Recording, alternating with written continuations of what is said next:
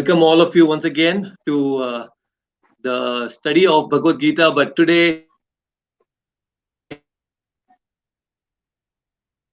like we will have practical spirituality session. Understand the practical aspects of the Bhagavad Gita because Bhagavad Gita, Krishna has spoken to implement them in our life. A good opportunity for us about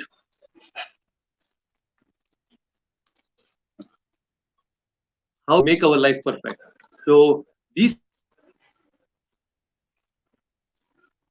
that we understand and these and make our life in line with Bhagavad Gita. So that's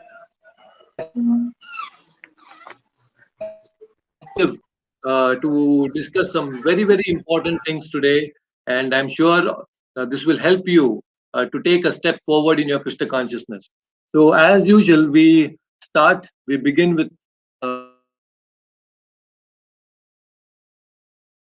Pranam Mantras. So, I request all of you to kindly join your palms and then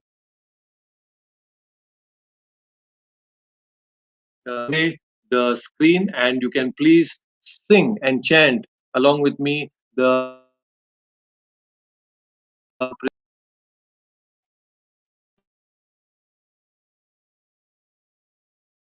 so today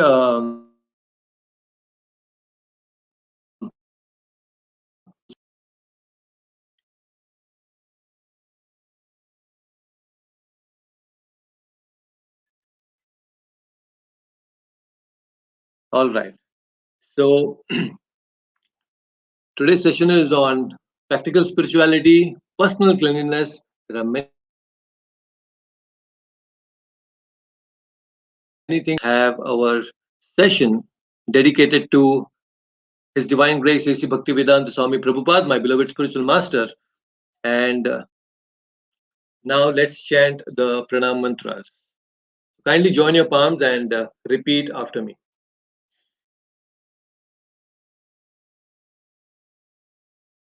Aya Krishna Preshna Te Bhakti Vedanta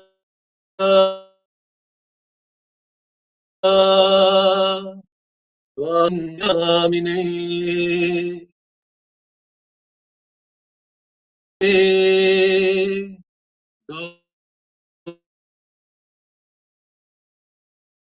Pracharine Nirvishe Pasyat Deshatarine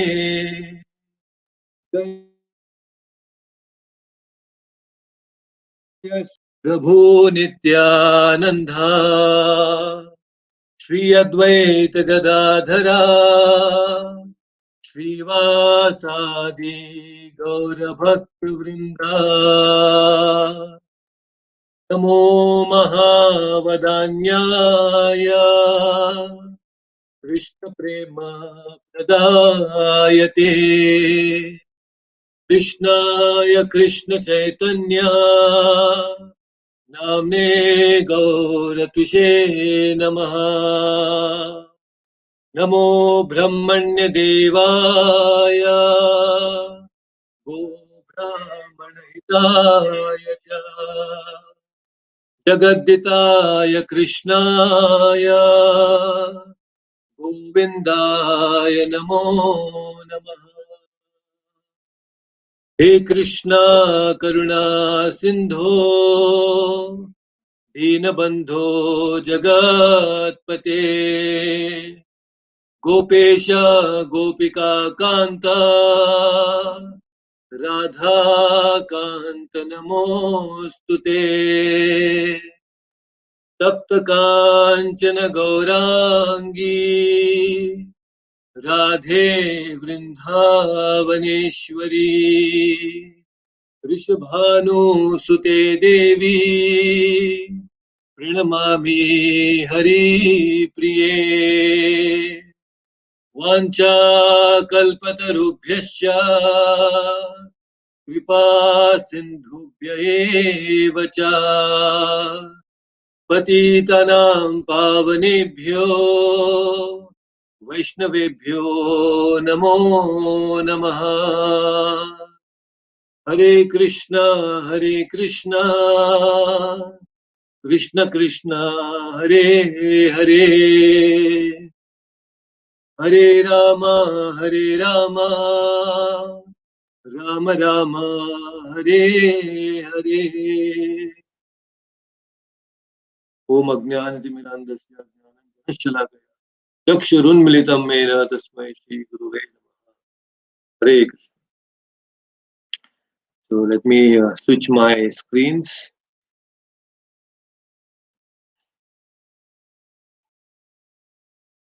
Hare Krishna. So once again, welcome everyone. Vijay Vittal, thank you so much for joining today. We also have Achutanji and Dev. We have Hina Mataji and Uma Kumar. So wonderful, all of you, for joining. It'll be really very nice. So today we are having some very interesting discussion, and it's on personal cleanliness.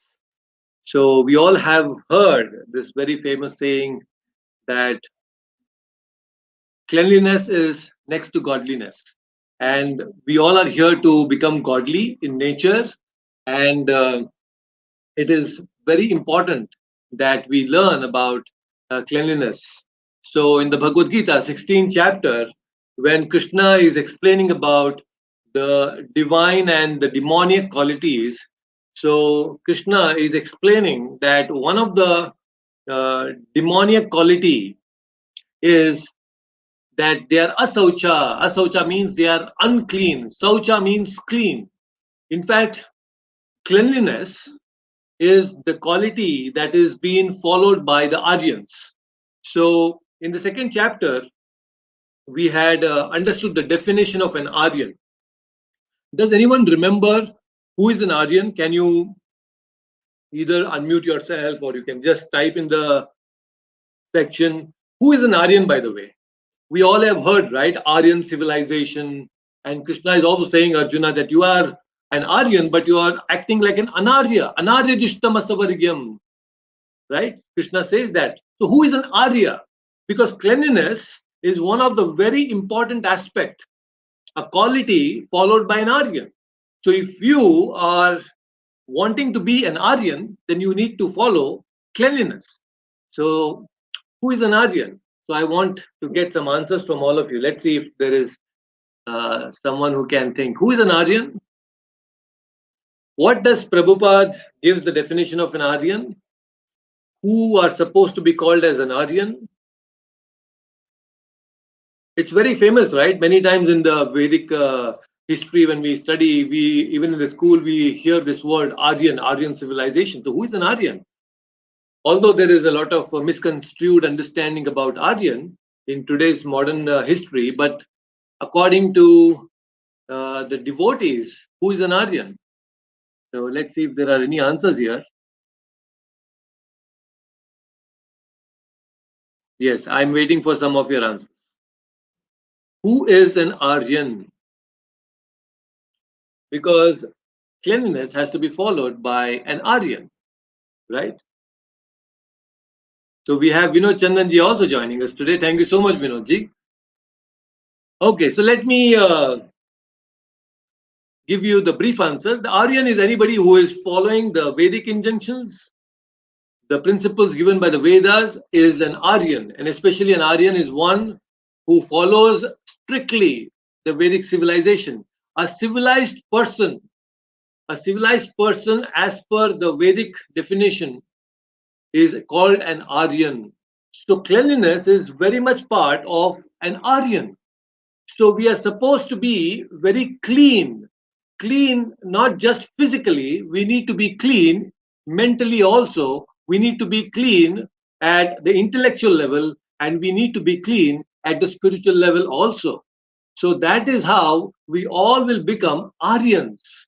So today's session is actually to make all of us Aryan. We need to become Aryan. As we go forward, we have to move towards becoming an Aryan. So you all can actually become Aryan if you can follow some of the very important principles of cleanliness.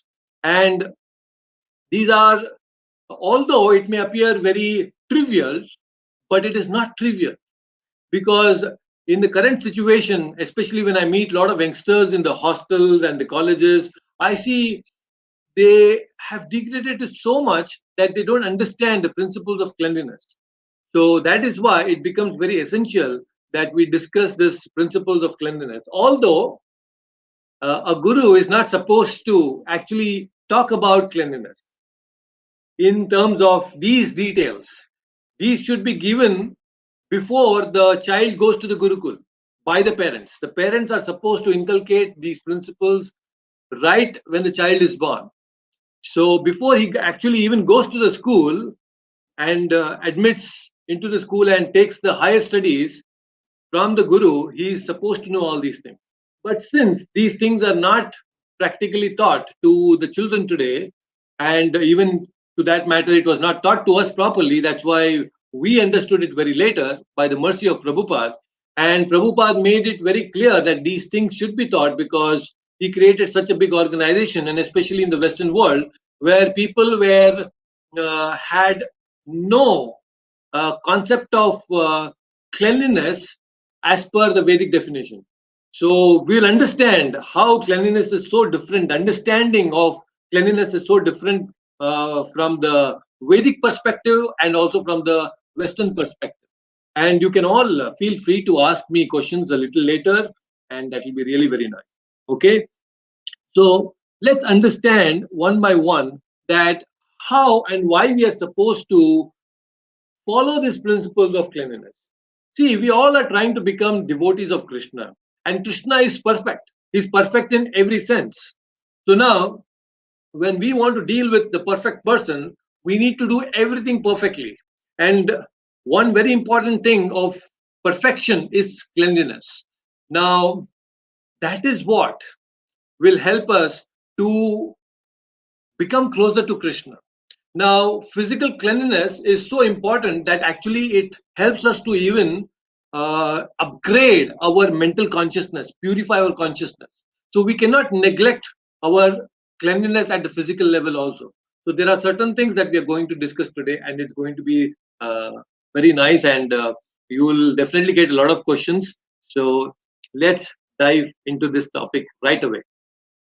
So, what is the plan today? The plan is that we want to discuss certain important aspects today. And what are those? I want to touch upon these few points. That is, number one, sleeping. Now, yes. So, sleeping is one thing, one agenda today that we want to touch upon. Then, morning ablutions, we'll understand what are those. Then, we will also understand the principles of bathing and proper dressing. And the next is how to apply tilak, and then also wearing kantimala. So, what are the principles and the importance of having all these things? So, let's understand them one by one. So, very interesting. So, let's begin with sleeping. So, this is a daily activity that we all do. So, whether it is humans or non humans, every species, to some extent, we all sleep. I think there are some species which do not sleep. I think the rodents, the rats and the mouse, they don't sleep, is what I heard and read some time ago. I think it is true. So now, sleeping is a very important aspect for us. Every day we need rest. So why do we need rest? Prabhupada says to enthusiastically begin serving the Lord, we must rise early in the morning. So if you have to rise early in the morning, then we have to go to bed early. So now, this rising early in the morning is a very subjective thing. So for someone, waking up or rising up at maybe 10 a.m. is early morning. For someone, maybe getting up at 12 noon is early morning. So it is very subjective. So Prabhupada has not left anything very subjective. He was very specific. So sleeping, let's understand these few things. Very, very important. Eat 3 hours before going to bed. Eat light meals at night. So what happens is when you have meals, your dinner very late, then even before the food is digested and you go to the bed and then you want to sleep, it becomes very difficult because the digestive process is in active state and you're trying to sleep. So you'll not get good sleep because digestion takes a lot of energy. The maximum energy that body takes is in actually digestion. So it's good that if you can take your dinner early, say about 7:30. I generally take around 7 o'clock, so 7 p.m. So there is about 2.5 3 hours of gap between my dinner and sleep. Then the food is really very nicely digested and you get very good sleep. So just before half an hour or so, you can take a little milk before you sleep. So that also will help. Warm milk, that will help to get good sleep, and also it nourishes the brain. Taking milk, warm milk, will help you. Cow's milk, again, it's not buffalo's milk or any other milk. Cow's milk, then it will be really nice because it nourishes your brain. So Prabhupada used to say that hot milk goes to brain and cold milk goes to drain. So it never take cold milk because cold milk actually just puts on a lot of fat, and especially during night. So taking curd, yogurt in the night is not good. So you can eat very light and then take a little warm milk in the night. That will be really nice. Maybe half an hour before you sleep. So now check your toilet kit and see that your toothpaste and all those toiletries are properly kept so that you morning when you wake up you are not panicking. Oh, I have to go to the Mangalati, I have to go to the office, and you're searching all that in the morning. So that should not happen, especially children, those who have to rush to the school early morning at 6:30, 7 o'clock. So you need to ensure that all these things are taken care properly the previous night itself. It's very important. And if you practice these principles right from the beginning, then it becomes very easy. You will become suyantritaha. Suyantritaha means what? Like a machine. You know how the machine works, like the clock? The clock is continuously moving perfectly, second after second after second. So you will also become suyantritaha. So when you follow these principles, you will become very you will act, especially all these day-to-day things, your regular things will become very suyantritaha, like a clock. You don't have to, it becomes a part of your subconscious mind, and you don't have to worry and panic every single day and every single morning, right? So now, pass urine, wash your hands with soap and mouth, feet with water before you sleep. Very important, especially when you wear shoes. You know, you go out, you wear shoes and slippers, and you come back home. It's very important that you don't go to bed without washing your feet and your hands. Generally, these days, people wash their hands because of COVID, but they really don't wash their feet. So it's very important that before you go to bed, you have to wash your feet. There is a very nice instance in Bhagavatam. You know, there was Aditi, not Aditi, Diti. Diti wanted a son who could kill Indra. Indra is the son of Aditi, who is her sister. But Diti was very envious. She wanted a son who could kill Indra. And one night, actually, she was following all the dharma so properly that Indra, although he knew that she's carrying a child who can kill him, he was unable to touch her or do anything to her. He could not harm her because so perfectly she was a suyantritaha. She was following everything so properly. And Indra was just wondering, how can I somehow disturb her and attack her? It was impossible. But one night, when she was almost 9 months pregnant, it so happened that she was so tired and she forgot, after going to the toilet, and she wanted to come back and rest. She forgot to wash her feet, and she just slept like that. And that one thing was enough for Indra.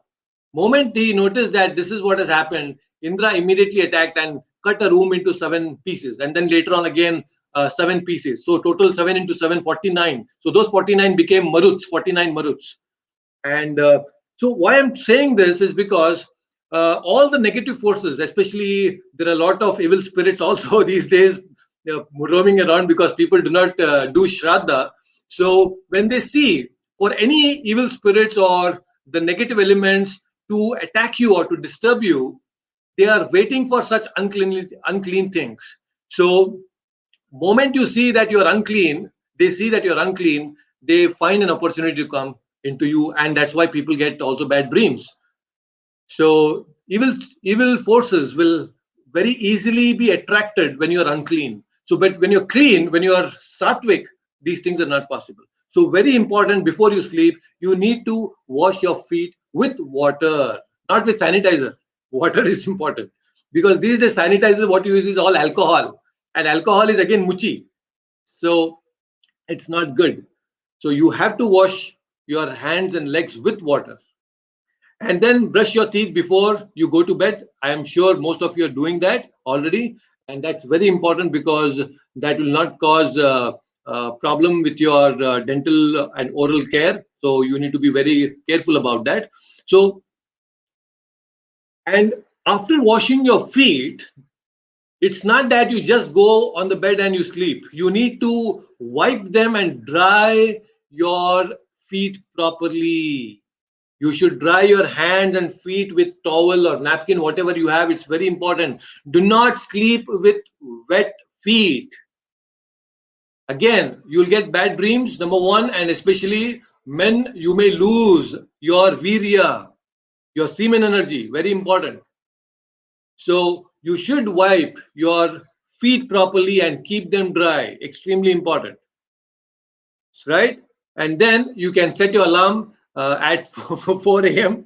I have kept at 4 a.m. because that's the time that I generally wake up. So all of you can also have this target of waking up at 4 a.m. gradually, even if not immediately, but gradually you can try to come to this point, and that will be really very nice. So one important thing I want to share, because there is so much that we can discuss about sleeping. Now, according to Ayurveda, sleeping before 12 p.m. or not 12 p.m., 12 a.m., midnight, sleeping before midnight is very important. Now, these days, especially the youngsters, they go to bed after midnight, and that's not good, because what happens is your brain releases, or it's functioning with different frequencies, and the kind of quality sleep that you get before midnight is much better than the sleep that you get after midnight. 2 hours of sleep, if you sleep before midnight, is equivalent to 4 hours of sleep after midnight. That's how it is. So that's why it's extremely important that we sleep early. That's why the famous saying goes, early to bed, early to rise makes a person healthy, wealthy, and wise. So it's very rightly said. In fact, for most of the, even from the materialistic point of view, it makes sense. And majority of the great leaders in the world today, you see any leader, I have seen so many read biographies of people. Most of the leaders, successful people in the world, are early risers. They don't sleep beyond 5 a.m. Most of them, they wake up by 5 a.m. at least. So that should be the target. So as devotees, we are all supposed to wake up in the Brahma Muhurta time, in the time when it's very conducive for our spiritual growth. So 1.5 hours, that is 90 minutes before sunrise, is actually Brahma Muhurta, and that's an amazing time for you to do your spiritual practices. So by 9:30, you should switch off. You should completely switch off. Maximum 10. Beyond 10, we should not extend ourselves. So this is how the principle goes. Sleep before midnight, extremely important. That sleep will not just make you very fresh the next morning, you will also not wake up very groggy. You know, sometimes you wake up so late and you feel so uneasy and groggy in the morning that you don't want to do anything, although you have slept 8 hours. So it's good that you sleep early. 9:30, 10 is an amazing time. And you just see that early morning when you wake up at 4 a.m., that fresh air and the kind of energy that fills in and the kind of environment, that silence, and then you're chanting or either reading or you're studying, you can absorb so much because the time is in sattva guna. Your the nature has already nicely made that arrangement for you to become very fresh and be in sattva guna. So extremely important. So please ensure these points you start following without any delay, and gradually at least come to the point where you don't go beyond 10 p.m. Sleep maximum by 10 p.m. That is amazing.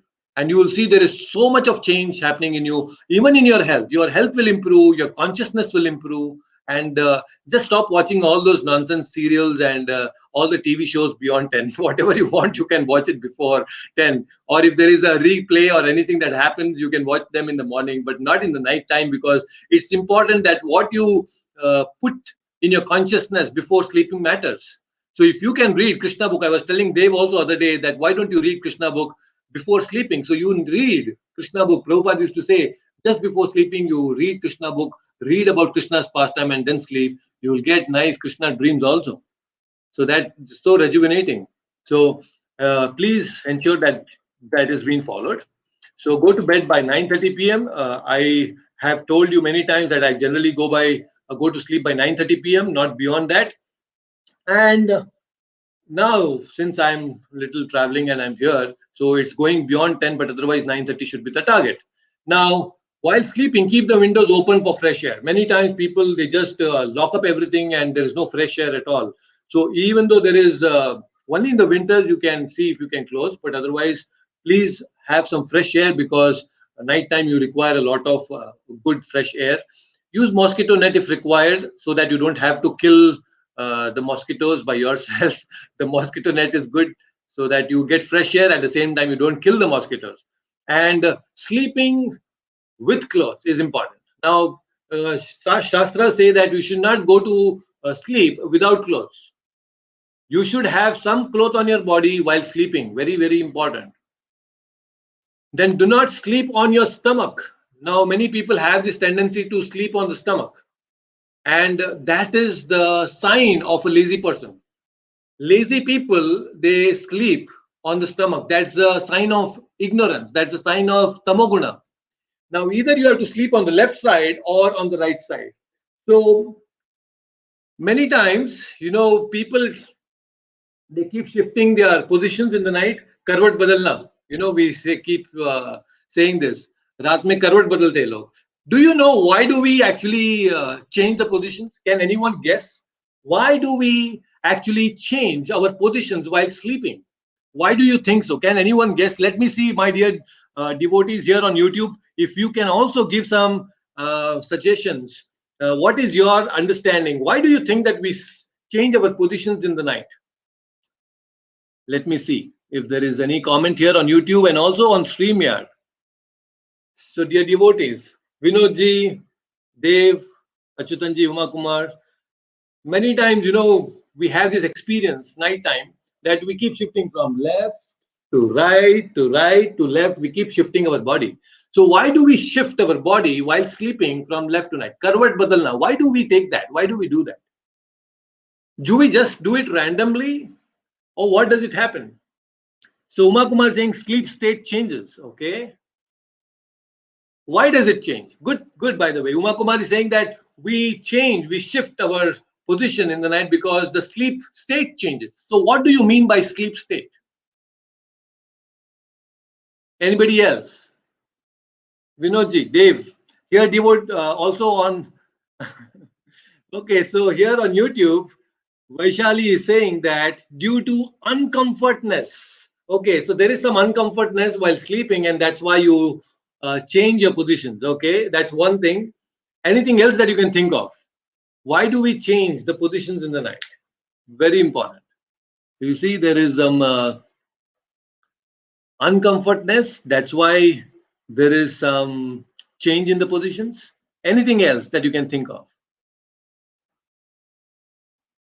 You can use your chat section here also on YouTube and plus devotees. So what happens is, let me tell you, it's very important. So when you sleep in the night and you Assume that, okay, now you are on the left side. Now there is a left nostril and there is a right nostril. So this is Ida Nadi and the Pingala Nadi. So there are two nadis. Ida is the Chandra and Surya. Okay. So Chandra generally gives you cooling effect, and Surya gives you the warmth. It gives you the heating effect. So when you are sleeping on your left, the Ida Nadi is active, and it brings your body temperature little. It makes your body temperature cooler. It makes you cool. But then the body has to maintain a certain body temperature. When it becomes too cold, automatically then your body shifts to the right, and then the Pingala Nadi gets active. And that's how again your body starts warming up. It's become very cold, but again it starts warming up. As it keeps warming up, now again the temperature is rising, again the body shifts to the left. So to maintain the body temperature in the night, that's how the body keeps shifting from left to right, right to left, unconsciously. You are not even aware of what is happening within your body, but then you see so beautifully this body is designed by Krishna that all of us are maintaining ourselves seamlessly. Everything is happening so seamlessly. So that's the perfection. That's how Krishna manages things in this world, right? So this is very interesting. So now there is a question: what if we sleep straight whole night? So that's a sign of a person who is quite active. You're just lying down on a back, so that also a very good sleep. So many people who are quite strong and determined, and they are quite achievers and successful people, it's observed generally that they sleep on the back and they don't sleep on their stomach. You see? So that's one more thing. So now let's continue our discussion further, and let's see what Krishna Prabhupada has to say more.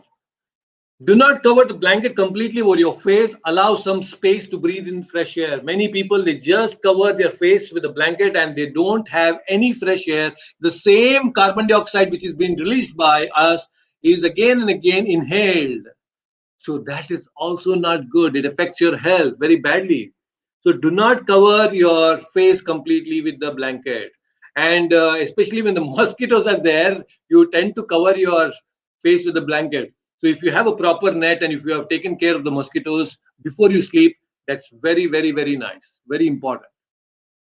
So now rising from the bed. Now sleeping is done, but it's equally important how best we can wake up in the morning. Now this is very interesting.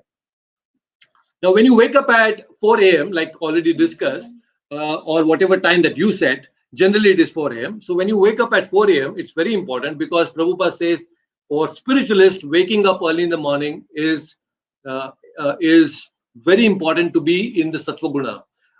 Nobody can become a spiritualist by waking up after sunrise. Very clear. If you are serious about spiritual life, you have to wake up before sunrise. Extremely important. So set this as a goal for the next few months. Set this as a goal that you have to wake up before the sunrise, and you all have to see the sunrise. Seeing the sunrise is again a very glorious act. It's a very special thing to see sunrise every morning. So do not wake up after sunrise. And then the moment you wake up, the first thing is you need to chant the Pranam Mantras. The same Pranam Mantras, the invocation prayers that we chant every session. Namo Om Vishnupadaya, Krishna Prishtaya Bhutale, Srimate Bhakti Vedanta Swaminiti Namine. If not all of that, at least the Hare Krishna mantra. Even if not Hare Krishna mantra, sometimes you are somewhere else, maybe in the plane or a train or wherever you're traveling. If you just chant Krishna, Krishna, Krishna, just thrice, that is enough. Just chanting Krishna's name, just when you wake up, that's very nice. One of the associate of Chaitanya Mahaprabhu, Sarvabhauma Bhattacharya, he was a very close associate. He was a priest in the Jagannath temple in Puri. So every morning when he used to wake up, he used to chant Krishna, Krishna, Krishna. And Chaitanya Mahaprabhu used to be so pleased to hear this. And it's very nice, when you wake up and don't chant in the mind, but chant little loudly Krishna's name. It is wonderful. You're starting the day by the mercy of Krishna. By the way, we all wake up because Krishna wakes us up. Before your alarm rings, there is alarm within your heart, and that is Paramatma. If Paramatma decides that you should not wake up, that's all. We will never see the sunrise. So it's by the mercy of Krishna that we actually wake up. So we need to chant and thank him every morning for showing us another sunrise. Extremely important. So start doing this. Feel that, have that gratitude towards Krishna. Very important. And then fold your blanket and set the bed properly. Very important. Many of us, even adults, I'm saying, not just the children, even adults, they just wake up from the bed, leave their blanket as it is, they throw it here and there, and then they just rush to the bathroom and do everything else, but then they don't make up that bed properly, and next again when you come back it's all lying there, all shabby. So that is not a good thing. A devotee should always wake up, chant your prayers, and then you should fold your blanket. But before even you wake up, I just want to mention one point. While you're getting up from the bed, how do you get up? That's also very important. So, for example, see, when we get up, when we are getting up from the bed, you're sleeping, you're lying down, you should not get up from the left side, nor you should get up straight on your back. You should get up from the right side. Why is it so? Because according to Yoga Shastra, see, your heart is here, somewhere here, and your heart is in this position. So when you wake up from the left side, the energy flow is in a diagonal position this way. So when the energy flow moves this way, it hits your heart. There is a pressure on your heart when you wake up from the left side. Even when you wake up straight, right from your back, it actually hurts your heart. But when you actually wake up from the right side, and since the heart is in this position in a diagonal way, it actually bypasses your heart. It will not strike your heart. It passes through. That energy just passes. It does not affect your heart. So that's why when you wake up, you should wake up from the right side, not from the left, not from straight from your back. So when you get up, very important, please get up from the right side. You turn yourself completely and then get up nicely from the right side. Please make a note of this. Very important. Okay, so that's how we need to get up, and then fold your blankets. That's extremely important. So once you are done now and you have woken up and you are all set, you're folded your blanket and everything, the next thing is we actually go to the bathroom. Now, when you go to the bathroom, I'll now speak about evacuating, and it's very important. This is called Malamudra Visarjana or Malamudra Tyaga. In Sanskrit, we say it is Malamudra Tyaga. We actually give away the Malamutra from our body. So you must have heard this common word, Nirmal. You know, many times when you go to some places, the government has also created these public toilets which are called Nirmal. What do you mean? In fact, some people also have names, Nirmal Chandji, you know, Nirmal. Mal means dirt. Nirmal means which is free from dirt. So we all have to become Nirmal. Nirmal, not just physically, but also we should become clean in our consciousness, right? So this is a very important thing, evacuating. In fact, earlier days, this toilets were not within the home. Actually, toilets used to be outside. Malamutra Visarjana will never happen inside the premises, inside the home. People used to have the toilets outside the home. And it was all taken out. The dirty things were never inside. But now it's all attached. In fact, we take pride in having attached bathroom and toilets. So it was not the case earlier in the Vedic times. But today there is a space constraint and all those things. A lot of problems are there. So we have it within the home, but generally it was not within the home. So when you are going to evacuate, you want to clean your belly. Now people have different habits. Some people just cannot evacuate. They cannot clear the bladder, neither they can clean their guts without drinking a cup of coffee or a tea, or unless they read a newspaper. So that's the situation. So just drink a little water if you want to, and then when you are evacuating, especially men, should have your upavita, that is your uh, janivar, they say, that your thread should be wound up twice at least on your right ear, because all the 7 rivers, the pure rivers, reside in the right ear of a man. So when you actually wind up that thread, and while evacuating, it is not going below your waist, it will not become impure. So that's why we wind up and keep it pure by winding up on the right ear. All like Ganga, Yamuna, all of them reside here. So that's why we need to wind up at least 2 rounds if you are wearing. Now, many people feel ashamed. Oh, when I go to the public toilets, Prabhuji, how can I actually take my thread? Everybody, hey, come on. It's about your purity and it's about your culture. So you don't have to worry about all these things. Many people don't even wear the thread, although they are married, and married means you have to wear 2 threads, one for yourself and one for your wife. So a man is supposed to do the Gayatri for both, but men don't wear. So anybody who is wearing this upavita, then you have to actually wind up while evacuating, also while you're passing urine. Very, very important. Okay. So this is what you need to do, and then clean the private parts, especially your genitals, and then clean your hands with the soap. So anytime when we actually pass the stool, we have to take bath. This is the principle. If you want to follow the highest standards of cleanliness, anytime you go to the toilet, you clear your guts. The moment you touch the stool with your hands, then you become impure, completely impure. But the same when we touch cow dung, we become pure, because cow dung is very pure, but our dung is impure. So, moment we touch our dung, it's important that we take bath. We should not step out without taking bath. So you have to plan in such a way, the moment you clear your stomach, you clear everything, take bath, and then step outside.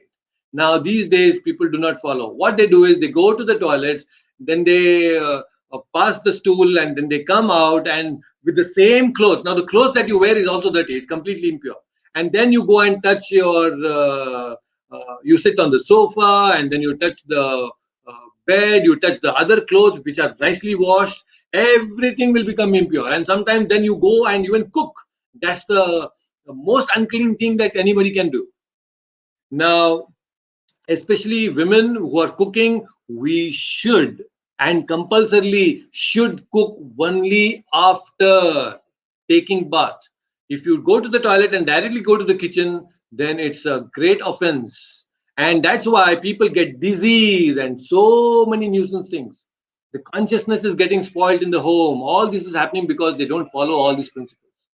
The highest standard we don't need all this vaccination and other things that we are facing today. It's all because we don't follow these highest standards of cleanliness. Simply go this vaccination, that vaccination, and we make our body even more weak. Who has told all these things? Just follow these principles and become clean and pure. No corona can even affect you. So no doing anything after passing stool, extremely important. Moment you step outside, without bath, then everything that you touch is going to become impure. Very, very important. You should take bath after passing stool. Very, very important. So you need to plan this, and that's how it has to be done. And then you should wash your rectum, your anus and genitals by pouring water with your right hand, and then wash them only with the left hand. So this also has to be told, because why am I saying this is because nothing has to be left for speculation. Because when Prabhupada was in the Western world, when they used to go to the toilets, they used to use paper. And even now, people in the West, they generally use papers, toilet papers, and they don't wash with water. Now, there is a lot of difference between swachhata and shuddhata. Now, when you clean with the paper, that is swachhata. You look very clean. You look very up here. Oh, I'm very clean. But from the Vedic perspective, If you don't wash with water, you are unclean. You may look very swachha, but you are not shuddha. So there is a difference. Many people, they wear very neat clothes. They have their homes very clean. But you know what? They prepare all non-vegetarian food and everything. Home looks very clean, but it is swachhata, it is not shuddhata. Many people wear nice suit, boot, tie, and everything, but internal consciousness is very lusty, is filled with anger. So again, they may look very clean, but actually it is swachhata, but not shuddhata. So it's very nice that Narendra Modi ji, our Prime Minister, has started Swachh Bharat. But hopefully, maybe when they becomes Prime Minister, if and when he becomes Prime Minister, then you can start another movement that is not Swachh Bharat, but it is Shuddha Bharat. So we need to progress from Swachh Bharat to Shuddha Bharat. Many times, people, they do a lot of unclean things. They just wipe with the paper and everything and then shake hands. No, it's all very unclean habits. So there is a lot of difference between swachhata and shuddhata. We need to be shuddha, not just swachha, right? So these principles are to make you shuddha and come out of that, become nirmal. You have to become nirmal. We all have to become nirmal. And then finally, you wash your hands with soap and water, and then mouth and feet also. Generally, when you go to urinate and also pass your stool, so definitely you need to take bath. But then when you actually pass urine also, you need to wash your hands until the elbow, all your hands and everything with fresh water, and also take some water in the mouth, and also touch some water to the nostrils and to the eyes and to the ears and to the nose also. So all these are very important. See, in general, I want to tell you that anytime you actually touch any of the 9 holes in the body, there are Navadwaras, there are 9 holes in the body, and anywhere you touch these 9 holes, you actually become impure. You need to clean yourself.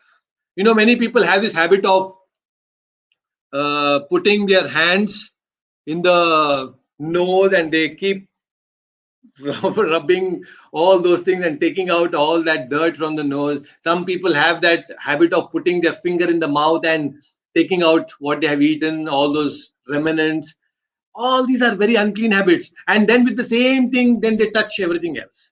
They want to serve others the same thing.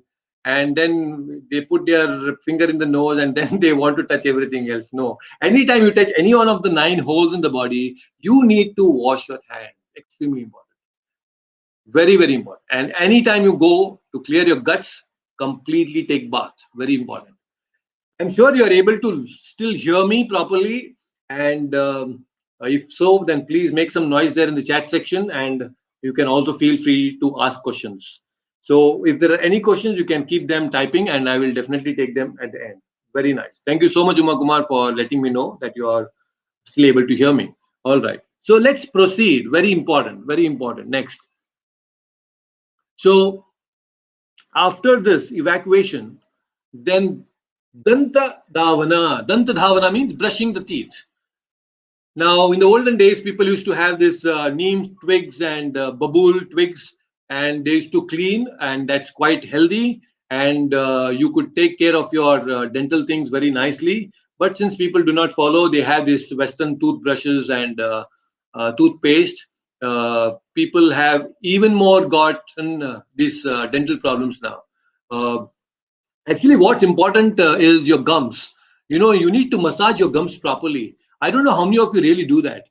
It's extremely important, especially at least in the night. You should nicely gargle your mouth with hot water, maybe add a little pinch of salt in that, and then you nicely massage your gums. When there is a hot water gargle that you do, the blood circulation happens very nicely, very, very nicely. And when your gums are healthy, then your teeth will be healthy. It's been now 3 months. I have noticed this personally. I have stopped using toothbrush. and I feel much better just by massaging my gums. I am using my finger and I'm just massaging, and I feel so good about it. So please try to brush your teeth. Extremely important. Without brushing your teeth, you cannot do chanting. Without taking bath, you can do chanting, but without brushing, you cannot. You should you should brush your teeth and then you can start chanting. So that's very important. So wash your mouth early in the morning, gargle with hot water or even water, and cleanse your throat. You can gargle a little bit, and you can also clean your tongue, because sometimes there is a layer of that whiteness that is formed on your tongue. If you can nicely scrape your tongue, that will also remove the bad odor from your mouth. So that will be really very nice. So please scrape your tongue also and clean the tongue, because tongue is also a part of your body. And I should tell you that the most unclean thing in our body is not the anus, not the rectum, it's actually the mouth. Majority of the diseases that we attract is from the mouth, not from the anus. Although that's the most unclean and it's evacuating and pushing out all the dirty things from our body, but it's the mouth which takes all the dirty things, the garbage in the body, in the mouth. You see, it's the mouth where the disease begins actually. If you can control your tongue and have proper food intake, then you can be very clean. You will actually not attract diseases. Very important. So that's why eating is so important, and keeping mouth clean is so important.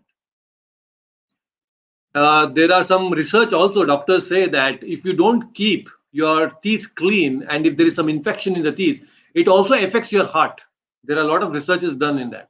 So please keep your teeth very clean. And then coming to this one very common thing, there is shaving. That shaving means shaving the head as well as shaving the beard, especially for men. So now, Prabhupada gives this one quote: due to his long hair, mustache, and beard, Sanatan Goswami looked like a Dharavesha or a hippie. Now, since Chaitanya Mahaprabhu did not like Sanatan Goswami's hippie features, he immediately asked Chandrasekhara to get him shaved clean. If anyone with long hair or a beard wants to join this Krishna consciousness movement and live with us, he must similarly shave himself clean. The followers of Sri Chaitanya Mahaprabhu consider long hair objectionable.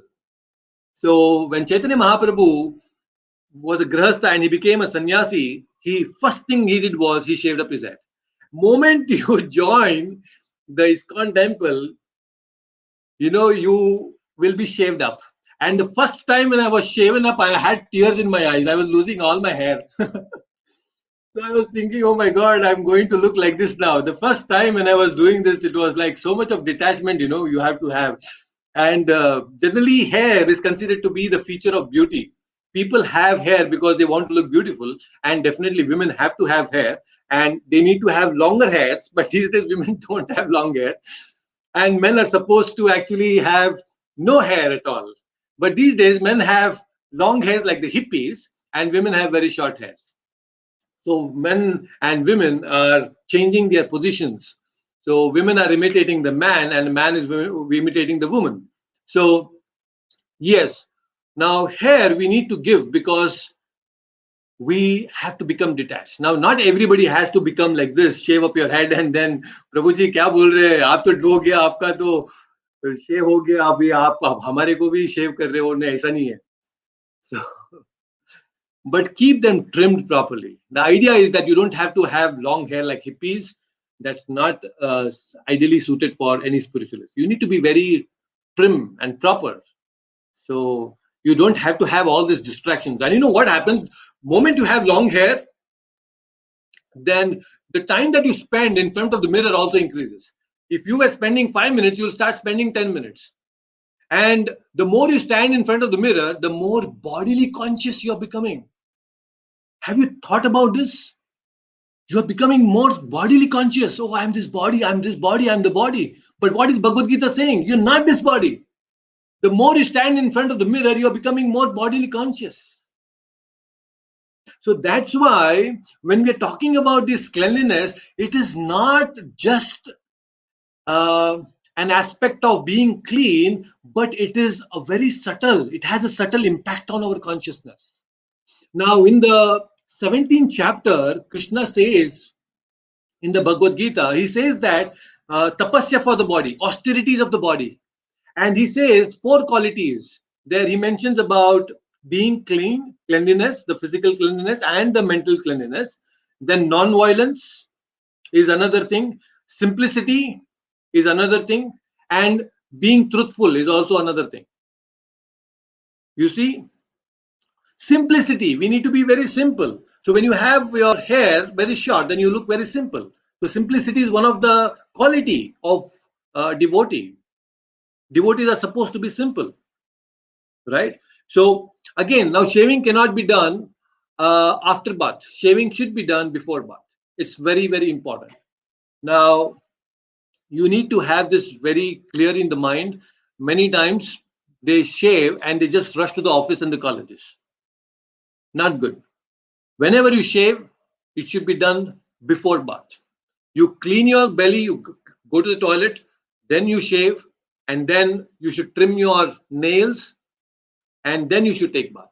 And trimming and shaving should be done in the bathroom. It should not be done in the living room. It should not be done in the kitchen. It should not be done in the bedroom. It should be done inside the bathroom. Shaving and trimming the nails should not be done outside. And if you actually trim the nails and somebody steps on the nails, then there is an exchange of karma. You should not allow anyone to step on your nails. That's why you should actually cut the nails inside and then flush them away. Because hair and nails are unwanted things in our body. Your own hair falls in the dal that you're eating, you'll dislike, you'll get repelled. It's beautiful only as long as it is connected to the body and the soul. The moment the same hair falls in the dal, you will not like it. So nails and the hair are supposed to be cleaned and trimmed inside the bathroom, not anywhere else. And we should not shave or cut our nails, trim our nails on the day of Ekadashi. On the day of Ekadashi, we do not shave our heads, our beards, neither we trim our nails on the day of Ekadashi. On the day of Ekadashi, we need to avoid this. Very, very important. And then trim your nails every alternate week. It's extremely important. I'm sure most of you are doing this. Generally, women tend to keep nails, long nails, which is not recommended. As devotees, we should keep our nails trimmed properly all the time. Very, very important, because there is no accumulation of dirt in that. Then, like I told you, bathing is essential after trimming your nails and shaving your head. Extremely important. Anytime you shave, anytime you trim, please take bath. Very important. Now let's come to this another very important thing, bathing. Now Prabhupada says that after waking, evacuating, and appropriate cleansing, you should brush your teeth and then take bath. So all this cleaning thing happens before bath. Bathing is the last thing that you do to become clean, right? So bathing should be done after evacuating and cleansing your body. So wash your gamcha with soap. Gamcha means towel. Generally, when you take your towel should be very clean. You should be having a clean towel all the time. Otherwise, what's the point? You take bath and then you rub your body with all the soap and everything, and then you have a dirty towel and then rub it on your body. It's as good as not taking bath. It's like hasti snana. Hasti snana, right? Elephant's bath. It goes into the river, takes nice clean bath and comes back again and then puts the dirt on its body again. So we should not be like that. You take bath and you should have a nice towel. Now take bath with soap. Earlier people used to also use this mud. They just take the mud. Many people even now, the saints, the sages, when they are traveling, they don't have soap. They just take the mud and they rub with the soft mud and they clean themselves. Mud is purifying. Mud is some people use multani matti for their body. And then some people also have this what they say, that gram flour, chane ka atta, that also is very good. Sometimes we use that, right? So we can use these things to clean our body. These things are nice. And applying oil either to the body or to the hair should be done before taking bath. Now, many people take bath and then go and apply the hair oil. No, that's not good. You should apply hair oil before taking bath. The oil should nicely soak. It should be absorbed in the not just the hair but also your scalp and all those things. Then it will become healthy. So touching oil after bathing is impure. So you should take apply oil before bathing. That's again Vedic culture. Now, always wear a kaupin or a towel. Kaupin is innerwear. So while bathing, we are not supposed to bathe without clothes. Now, you all know this pastime that comes in Srimad Bhagavatam when the gopis they were taking bath in the river Yamuna. Krishna came and stole the clothes, right? So he was hanging them on the trees, and then all the gopis there in the river were without clothes. They had kept all the clothes on the bank of the river and they were bathing, and Krishna chastises them. He says that, hey, how come you have offended Varunadev? You have entered this water without any clothes, and entering into the waters without clothes is an offense to Varunadev, who is in charge of the water. So you cannot actually go in front of Varunadev without clothes. So bathing should be done at least with your innerwear. It's extremely important. You see? So Krishna simply doesn't speak anything like that. And many other scriptures also substantiate this. So never take bath without any clothes, because all the devatas are present, especially the Varun Dev is present there. And then later on, you can, after taking bath, cleansing your body, you wash your innerwear. Innerwear are not supposed to be put in the washing machine. These days, people have this idea and tendency to put that in the washing machine. Never do that. So please do not put innerwear in the washing machine. You should wash it themselves. Very important. And then dry your body with a clean towel. Your gamcha. Towel is called gamcha. Now, the frequency of bathing is also important. Now, sannyasis are supposed to strictly take bath at least thrice in a day. Whoever is a sannyasi has to bathe thrice in a day. Now, grahasthas and vanaprasthas twice. Brahmachari even once is okay. But since now we keep roaming around, even brahmacharis can take twice in a day. We should bathe. Very important.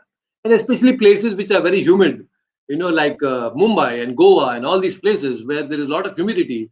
I'm sure you will all be taking bath at least twice. Extremely important, because so much of sweating and all that. So it's important that you take bath at least twice. What happens is when you take bath, there is a lot of good blood circulation in your body, and you get rejuvenated when you take bath. That feeling is there. You are very much aware. So at least twice when you bathe in a day, you become so active. It makes you very active. Spiritually also, it makes you so, even when you're angry, actually, when you get angry, when you have a good fight with your spouse, you become angry, you become polluted. You are supposed to take bath even when you get angry. Prabhuji, kya bol rahe ho? Then in that case, we need to bathe at least 10 times in a day, because we keep fighting and we are always angry. So modern people are quite angry most of the time. So yeah, actually, when you become angry, when you bathe, you calm down and you become clean again. So bathing helps, really, very important. Now, all these are cleanliness from the physical point of view, but the best snana, that is manasika snana, that is the mental bath. And that Prabhupada says here in this quote, the manasika snana consists of remembrance of Lord Vishnu. Manu states that the best of baths in the manas is the manasik snana. Remembrance of Vishnu is the most powerful means of eradicating all types of sin, as the Hari Bhakti Vilasa states, Om apavitro pavitro va sarva avasthan gatopi va yasmaret pundarikaksham sabhayabhyantaras shuchihi. Shuchihi. Shuchihi means clean. Ashuchihi means unclean, or another word for unclean is muchi. We hear this word mochi. Mochi is cobbler. He is all the time very unclean. So muchi means unclean, suchi means clean. So we are supposed to remain all the time Shuchi. So whether pure or impure, or having passed through all conditions of material life, if one can remember the lotus-eyed Krishna, he becomes externally and internally clean. So many times when you're traveling, either in the plane or you're in the train, you have long journeys. We are not able to take bath. Many times we're traveling long distance, then it is difficult to take bath. You'll not believe, generally when I'm traveling, devotees, not just me, any devotees, when we're traveling, uh, even the train, when you're going to Vrindavan, it's a 2-day journey. Early morning, even when the public is woken up, we quickly go into the bathroom there in the trains, we take baths. Even in the train, it's very difficult for us to be without baths. So we just go and then we take baths in the trains also. But if it is not possible, sometimes when it is not possible, then you should chant the holy names properly. And that will make you clean, not just internally, not just externally, but also internally. Most important. Most important. When you are unable to take bath, especially when you are diseased, there is a situation where you are not able to get up from the bed, you are having some problem, then you should take bath. You should take this manasik snana by remembering again and again and again the pastimes of Krishna from Srimad Bhagavatam, the instructions of Krishna in the Bhagavad Gita, all these things, chanting the holy names, will cleanse and purify. When Prabhupada was sick during his last days, he was taking this Manasika Snana. He could not take bath. So Manasika Snana is very important. And every day we should do this, every single day. Manasika Snana is important. So good. I hope you're getting some value for this time that you're giving here. It's very important. Although some things may be very trivial, but it is still not trivial. Many times we miss out on these most obvious things that we are doing. We may be already doing certain things, but still we need to apply these principles in a subtle way and understand them in a proper way. So now let's come to the proper dressing aspect. Very important. Dressing is such an integral part of our life. There is a huge industry that runs because of dresses, right? The whole fashion industry is running on dressing. Now, for a Vaishnava, as practicing devotees, how are we supposed to dress? So, Chaitanya Mahaprabhu has given a very simple definition of who is a Vaishnava. So, he says that a Vaishnava, a simple definition of Vaishnava is given by Chaitanya Mahaprabhu: a person who immediately reminds one of the Supreme Personality of Godhead, Krishna, is a Vaishnava. Just imagine you are on the street wearing nice kurta and tilak and kantimala, and moment somebody sees you and they remember Krishna, then you are a Vaishnava. Now, moment people they look at me, devotees, in the public, they say Hare Krishna. So what's happening is you're reminding them of Krishna. That means you are becoming a Vaishnava. It's a sign of a Vaishnava. So dressing is so important. Dressing is very integral part of life, and it also affects our consciousness. If you are going to a pub, if you're going to some disco party, do you think you will wear dhoti kurta and then you will be able to dance there properly? No, you cannot. You will be very uncomfortable dancing there in this dhoti kurta if you're going to a pub. I know you'll not be going, but if you're going, somebody wants to go, it's very difficult for them. It's not possible. It's impractical to be there like that. They need to wear all those torn clothes and hanky punky and all those things, and then go to the pub and dance. That gives them that josh. The dress itself gives that kind of an impetus. For a soldier, similarly, it's not that he cannot fight, but when he wears that, uh, that military dress, then that gives him that certain josh. Then he becomes like, yes, I'm a fighter, I need to fight. Similarly, as Vaishnavas, as devotees, when we wear proper clothes, dhoti kurta or any simple dress, it brings in that mode of goodness, that sattva guna in you. Very important, right? So let's understand few things. We should not wear dirty clothes, especially while cooking. Cooking is a very clean thing. We have already discussed. Please wear clean clothes. Now, use clothes. Like suppose I wear this today, this kurta and dhoti. It's not that I'm going to wear the same thing again tomorrow. I need to wash them again immediately. We cannot wear clothes which are not washed the next day. One pair of clothes for one day, right? And clothes worn while sleeping, or passing urine, or stool, or having sex in is all unclean. They are all very unclean things.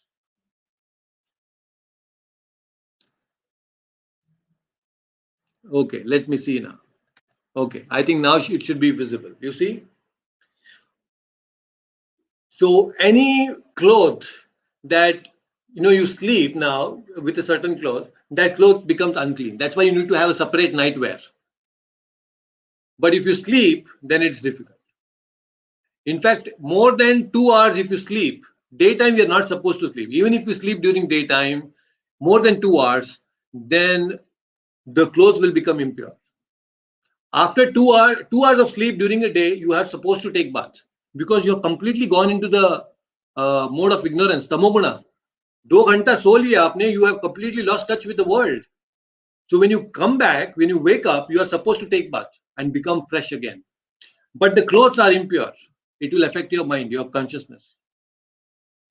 Now, this may be too much, passing urine, but generally this is practiced in the temple, a high standard, that you don't wear certain clothes. Why that you are, suppose you're doing a puja, you cannot wear the same dress and go and wear that in the toilet. No, you're supposed to wear separate clothes.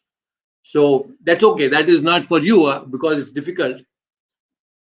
Now, as much as possible, try to wear fresh clothes. Then clothes that touches anything impure, such as like wine or meat, blood, a dead body, or a woman in her menstrual period is also contaminated. So these things have to be taken care. All these are impure things, and if the same clothes you touch everything and then you touch the pure things, then they will become contaminated. So it's not good. It's absolutely not good. So we should take care of these things. Very important. Then I know there will be some practical difficulties these days for women because nuclear families, you have to cook even during those days in a month where you are not supposed to. But you see, again, these are all lifestyle changes. It's very difficult these days for women. Many times, one of a very learned person, I heard this from him, that these days women are getting breast cancer. A lot of breast cancer is because women, when they cook during the menstrual period, then they are getting exposed to heat. They are very close to the stove, and that's the reason. That's one of the reason contributing factor towards breast cancer. Now, in the olden days, women these 3 days were given utmost care and attention. They were not uh, overly exhausted with the household things. They were given rest. They were given a separate room to take rest for 3 days. But that's not happening today. And there are so many things we can discuss about this because there are so many. Why women are not healthy today is because they don't understand their body properly. And since these all things are neglected, they are having problem with having children, and even the health is getting affected. Having diseases is all because of this. So this is a very natural cleansing process. The once in a month, what happens to women, according to Ayurveda, it states that the Rutukala is the cleansing period. The Kapha, Pitta, Vata gets automatically balanced in a woman's body every month. Automatically, it's designed that way. It's not there in man. Man has to do all yogasanas and other things to maintain his Kapha, Pitta, Vata. But for women, it happens automatically. But you see, during these 3 days, women are working in the offices and there is so much of stress and deadlines and all other things. So again, that's another topic for another day. So now, cloth washed by public laundry service. Oh, he may nicely wash the laundry people. They will iron it and they will give you nice pressed clothes. Now, those clothes can be worn for some functions and parties, but cannot be worn for puja. Now, all the clothes that are washed by a laundry person cannot be worn for puja. Only if it is silk, it can be worn. But if it is any other clothes, then it is impure. Silk is pure. Silk, if you just keep it in the air, fresh air, it becomes pure. If you dry them in the hot sun and you keep them in the fresh air, silk becomes pure. You don't have to wash them. But anything that is cleaned by the laundry person, other than the silk, it cannot be owned in the puja room. You have to clean it by yourself. Any puja related thing, you have to clean it by yourself. Wear clean, or it should be silk one. And one should not wear socks and stockings in the DT room, the puja room. If you have, while doing puja, no wearing socks. You have to be without the socks. Very important. And again, it's an offense to wear red and blue clothing in the Krishna temple. Any Vishnu temple you go, we are not supposed to wear blue and red clothes. Now, don't ask me why, because that's the Vedic injunction. The Vedas recommend and say that we are not supposed to wear blue and red clothes in front of the deities. In front of the deities. Now, when somebody asked Prabhupada, why are we not supposed to wear this? So Prabhupada said it's a Vedic injunction. Just like Vedas say, you have supposed to blow the conch. Conch is actually the bone, but it is pure. Everybody blows the conch in the temple. It's a bone actually. But then it is recommended by the Veda. So similarly, Prabhupada says certain things you don't question, you just follow. So red and blue as much as possible. Keep this in mind and don't wear them in the temples that you go, especially Vishnu temples. Okay, so I hope that gets clarified here. Then the next thing is applying tilak. Now, this is another very, very important aspect, applying tilak. Every day we are applying this, and you're all supposed to try to wear this tilak. Very nice. So what Prabhupada says about this applying tilak. So the tilaks on the forehead and other parts of the body are symbolic representation of Radha Krishna temple. Now, in other words, by marking tilaks on all parts of our body, we become protected by the Lord from all sides. Besides, tilak marking at once makes one known as a Vaishnava. Therefore, they are necessary as much as the beads. Hope you are all well and shall be glad to hear from you. Prabhupada writes in one of the letters that applying tilak is so very important. Now, tilak refers to marks placed on the body using various substances. Generally, we use gopi chandan. What is gopi chandan? All that soil on which the gopis have traversed, that's in the Vrindavan and Mathura where the gopis used to walk. That soil is what we apply on our body. That's called gopi chandan. Why we apply that? Because gopis were the highest, topmost devotees of Krishna, and they have infused all their love and prema in that soil. So we apply that so that we can also get that tinge of love for Krishna by wearing and applying this tilak. Very, very important. We need to apply tilak. So this is called Udva Pundra. The two lines that we wear, all the Vaishnavas wear, it's called Udva Pundra, the vertical marks, which are placed on the forehead. So actually these two lines on the forehead, they indicate the lotus feet of Krishna, the lotus feet of Vishnu. And then there is Tulsi. You have this leaf on your nose. So that Tulsi is at the lotus feet of Krishna. You see any image of Krishna's deities, when you go next time to the temple, you will see on the feet of Krishna, there is Tulsi applied with the sandalwood paste. It's called Charan Tulsi. So Tulsi is always at the lotus feet. So you are having Tulsi also at the lotus feet of Krishna. So this is called Urdhva Pundra. The two vertical marks that you see is called Urdhva Pundra. And Padma Purana says, and Yajurveda also says, that Urdhva Pundra symbolizes the foot of Krishna, Vishnu. That's why we need to apply tilak. Now, how do we apply tilak? So when you have this Gopi Chandan, generally it's available like a block. So when you take this, have a little bit of water, maybe few drops, very little, 3-4 drops, 4-5 drops, a little bit, and then you nicely take the water in the left hand, and then you can take the Gopi Chandan in the right hand and then start mixing it. And then when you have the proper consistency, then you take the ring finger. With the ring finger, you take little Gopi Chandan and you start applying it. on the forehead, and then there are 12 parts, different positions where the tilak has to be applied. And while applying tilak, we need to chant a specific mantra. So let me display that on the screen. So when you apply it on the forehead, it is Om Keshavaya Namaha. And you take another and then apply the leaf. And then you apply just above the navel. You have a navel, and both men and women can wear this tilak. Then you take a little and then Om Narayana Namaha. It is above the navel. And then Om Madhavaya Namaha on the chest. And then Om Govindaya Namaha, it's on the neck. And then Om Vishnave Namaha, that is on the right side of the belly. On your stomach, the right side, Om Vishnave Namaha. And then Om Madhusudanaya Namaha. Just above your elbow on the right hand, you have Madhusudanaya Namaha. Then here on the right shoulder, upper right shoulder, it is Trivikramaya Namaha. And then you have left side, left waist, it is Vamanaya Namaha.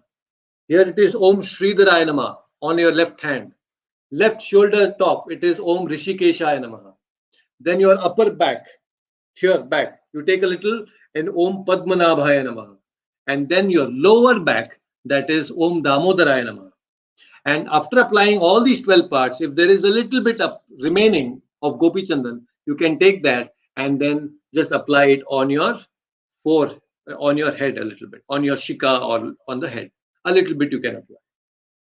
Okay, so these are the 12 parts. I'm going to share these mantras with you. Please remind me. I'm going to share this so that you can start referring.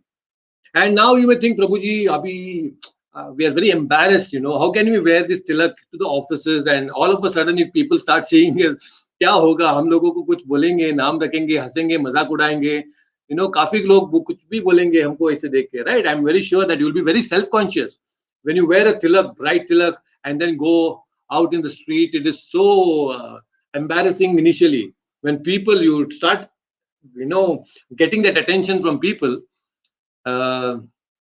People may also start teasing you, and all those things will happen. But just so that you get faith initially, even if it is not a very dark tilak, just take a little water, few drops of water, and then just touch that Gopi Chandan 3 times. A little amsha of Gopi Chandan will be in that water. You can apply just the water tilak.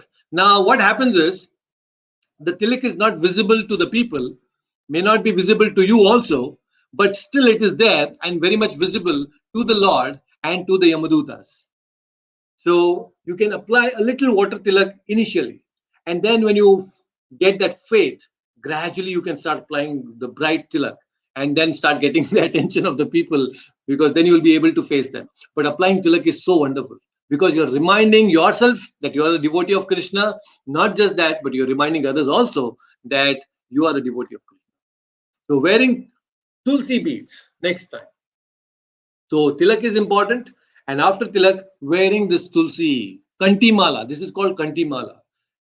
So Prabhupada gives one instance here, like Urdhva Pundra, beads worn around the neck indicate a devotee's surrender to the Lord. This means you have surrendered to Krishna. And why we are supposed to surrender to Krishna? Because Krishna says in the Bhagavad Gita, Sarva Dharmam Parityajya Mamekam Sharanam Vraja. He's saying Sharanam Vraja. He's saying that you have to surrender to me. So this is an indication that you are surrendering to Krishna. And therefore, a person wearing Tulsi beads around the neck is dear to the Lord. Because Tulsi is dear to the Lord. It's not that we become dear because we are doing some amazing service to Krishna. Because Tulsi is the greatest devotee and we are having Tulsi, we are in contact and association with Tulsi. That's why Krishna is very pleased with us. Now, a person, however, is an offender if he wears Tulsi neck beads simply to imitate. Many times these days people wear fashion. Oh, they come to the temple, they wear, but then they eat non-vegetarian food and many other things they do. So when you wear this Kanti Mala, onion and garlic cannot cross this Kanti Mala. Onion and garlic should not cross this Kanti Mala and go inside your stomach. So you have to block it right below this, right above this. You cannot take onion and garlic. So Very important thing. So Kantimala is extremely important. Why it is important? Prabhupada says, if Kantimala is worn permanently uh, for the beads, they protect one from bad dreams, accidents, attacks from weapons, and servants of Yamraja, that is Yamadutas. Just by wearing this, you will be completely free from bad dreams and accidents and weapons and even Yamadutas. Once somebody asked in London, Swamiji, why do you wear this neck beads? Then Prabhupada said, you in London have the dogs, your pet dogs have this belt around you, and there's an address and name of the owner written on the belts. And the moment it is seen by the municipality people, they identify that okay, it's a dog which is a pet dog, it's not a stray dog. If there is no belt, they will put them in the van, and they'll take away the dog. So similarly, the police, the Yamadutas are roaming around. So when you have this neck beads, the Yamadutas know that, oh, he's a servant of Krishna. They will not touch you. If it is not there, then they're going to take you. With nicely, they will bind you with their ropes, Yamapasha, and they'll take you. So if you want to avoid Yamadutas, then better have the neck beads. Very, very important. Now, Yamadutas, they get scared. When they see this, they will flee away from that place. You see, these are all given by Rupa Goswami very nicely. In the Padma Purana also it states, it's a very nice one, why we need to wear Tulsi beads and also wear Tilaka. I'm going to take another few more minutes, although it is 12:30, I know. I'll extend a little bit. We are almost done with this. And then I'll open for question answers. E Kanta Lagna Tulasi Nalinaksha Mala E Bahu Mula Parichinita Shankak Chakraha एवा ललाट फलके लसत ऊर्ध्व पुंड्रास के वैष्णवा भुवनम आशु पवित्रयंती, which means anybody who is wearing this beads on the neck and have the tilak marks on the 12 positions. Now these are not simply some arbitrary positions. In fact, the Lord resides in these 12 positions in the body. The different forms of the body are actually the residents of different forms of the Lord. So when you are actually applying these tilaks, the Lord is invited in those places. This body becomes a temple of the Lord. And it is the temple of the Lord because the Paramatma is within the heart. So we need to make this temple very clean. We need to keep this very clean and decorate this with the Tulsi and decorate it with the nice tilaka, Gopi Chandan. Right? So these are all representations of the Lord of different forms, having Shankha Chakra, Gada Padma in his hands. So their presence makes the world purified, and anywhere they remain, they take the place as good as Vaikuntha. So your body itself can become Vaikuntha. By doing all these things, you are making your body Vaikuntha, a wonderful place for the Lord to reside. Right? So this is my last section I want to say, where we all need to save Krishna's energy. What do I mean by this? Like anytime you use any resource, it's soap or toothpaste or electricity or water, we need to save. We don't have to waste it all the time. Many people use toothpaste, just because they show in the advertisement because they want to make a lot of money. You take that full stretch of toothpaste on your toothbrush.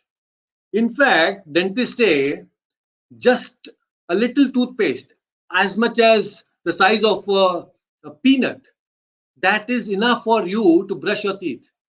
But then we see in the advertisement and we also take that full stretch. Not required. It's simply waste. Take little toothpaste. Electricity. If you're seeing that there is waste of electricity, lights are on, fan is on, AC is on, please make a point to switch them off, because they are all under the jurisdiction of Balaram. Balaram takes care of all the different energies of Krishna. Balram becomes very angry when energy is wasted. Water is wasted. Water is just flowing from the taps. He becomes very angry. Everything is given to you by Krishna. Please do not waste these resources. Right? And especially while spending money, and if it is Krishna's money, then we need to be very discreet in our spending, and we should be responsible while we are spending money for Krishna. So all these are few things that I wanted to share today, and now I would like to take some question answers Q&A. Let's see if there is anything that you want to ask. So Dave is asking, do we have to put oil every day? Ideally, if you can, it is good, but at least thrice in a week should be good. You can apply oil, then you will have nice, fresh, nice looking hair. So your hair will be quite healthy, right? So oil will help, and especially that virgin coconut oil. That's the best, I think, for having as a hair oil, because that keeps your hair very healthy. So, but you should take it. You should apply the oil before taking bath. Before taking bath, not after, because moment you touch oil after bath, then you're impure. So yes. Any more questions? Let me see if there are any comments in the comment section. Now, here Girishma is saying that how should women avoid being body conscious? Okay, so now, very important question. Now, it is said that women have to decorate, they have to do some alankara. Even the scriptures say there is uh, injunctions where women need to decorate. So the best way for anyone, not just women, anyone, to become free from bodily conscious is to divert our activities for Krishna as much as possible. The more we engage our body in Krishna's service, the more we become less about conscious about our body. The more you engage your hands, your legs, your eyes, your nose, your tongue, your ears in the service of Krishna, in the seva of Krishna, the lesser we become bodily conscious. It's very important. The more we eat prasadam, you become less bodily conscious. But the more you eat outside and enjoy your senses, the more again you become bodily conscious. So better to eat prasadam rather eating something else. You are anyway cooking, why not cook for the Lord? So that is how we need to train our senses, our body, and become less bodily conscious. The best way is to engage in the service of Krishna. At least 2 hours in a week, you can spend some time. Okay, I'll read Bhagavad Gita. No, I'll go to the temple and clean something. I will go and serve prasadam to the devotees in the temple. At least 2 hours of selfless service to begin with. So that will gradually help you to become less bodily conscious. So service attitude is one which will make you less bodily conscious. Very important. Achutanji is saying, should we use warm or cold water while bathing? Now, that really depends on your comfort. Cold water bath is really good, but there are some practical difficulties. Some people, again, it depends on your health.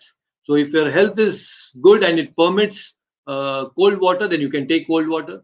But we unnecessarily do not take austerity and give pain to our body. Prabhupada never recommended. As long as you're comfortable and it will help you in your devotional process, in the progress, that is good enough. So beyond that, we don't torture our body. So you see what is best for you, and without giving much pain to your body, you can continue your services. So that is what is recommended by Prabhupada. We are not ones who are going to go to the Himalayas and all those stuff. We are not yogis. We are devotees, and we will see what is best for us for our service to Krishna. As long as your service to Krishna is not interrupted, whether it is cold water bath or hot water bath, it's okay. It should be fine. So I hope that answers your question. Yes. Anything else? Achutanji says thank you, and yes. So these are few important things. I'm sure you could get some insights about cleanliness today. And the next practical spirituality session that we will discuss about the etiquettes, about what to do and what not to do in the temple. the etiquettes that we are supposed to follow in the temple. So that is also very important, because many people go to the temple and they don't know how to behave in the temple. So when we go to the temple, there are certain things that we are supposed to do and not supposed to do. So let's understand that in the next session. So yeah, before we end the session, is there anything that you want to ask? If there is any question, one or two question, maybe I can take. Uma Kumar, Dev, Achyutan, Achyutanji, anything else that you want to ask? Please feel free to ask.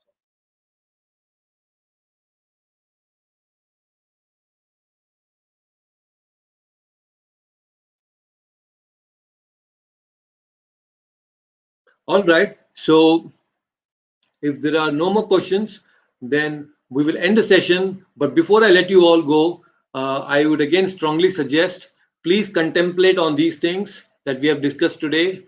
Hope you have made some points. And please do not forget to chant. Now, chanting is extremely important.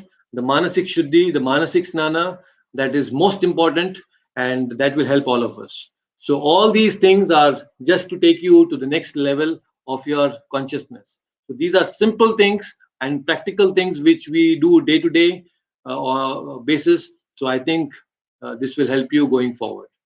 So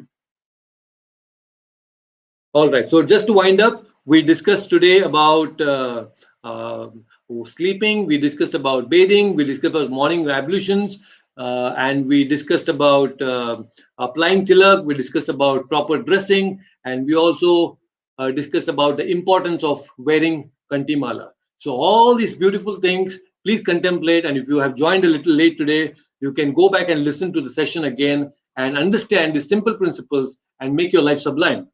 So that's it for today. Thank you so much for joining. If you have any questions, you can drop them in the comment section, or you can personally ask me on WhatsApp, and I will be able to answer them. So that's it for today. Thank you so much, everyone. Take care. Hare Krishna. Hare Krishna.